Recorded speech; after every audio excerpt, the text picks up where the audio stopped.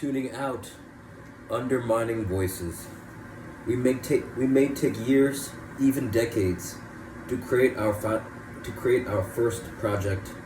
It typically develops in a vacuum, in an ordinary way, in a conversation mostly with ourselves. After we share it, outside influences can emerge. An audience appears, whether it consists of friends or large groups of strangers.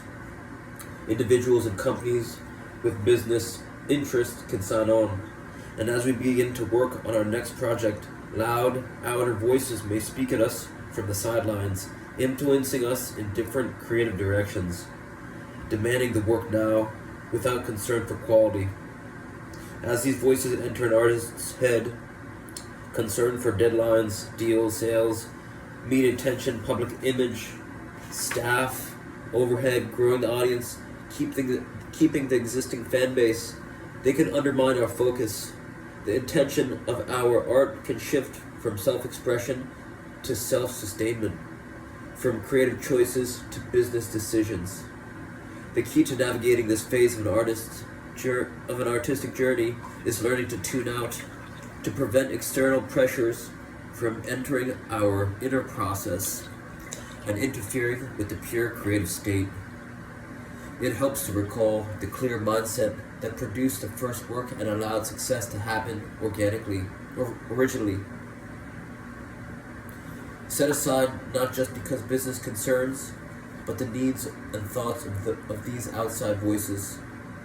Keep them out of your consciousness while in pursuit of your best work. When you're able to focus purely on creativity and work in a sacred space, everyone benefits, and all other priorities are served. At any stage in a career, the critic in your head may make its voice heard, repeating that you're not talented enough, your idea isn't good enough, art isn't a worthwhile investment of your time, the results won't be well received, you're a failure. Or there may be a contrary voice that tells you that everything you do is perfect, and you'll be the greatest phenomenon the world has ever seen. More often than not, these are outer voices that were absorbed early in life, perhaps a critical or doting parent, teacher, or mentor. These voices are not our own. We have internalized someone else's judgment, so it can be met with the same indifference as the other random chatter.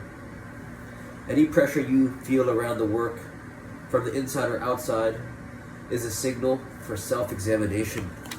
The artist's goal is to keep themselves pure and unattached, to avoid letting stress, responsibility, fear, and dependence on a particular outcome distract.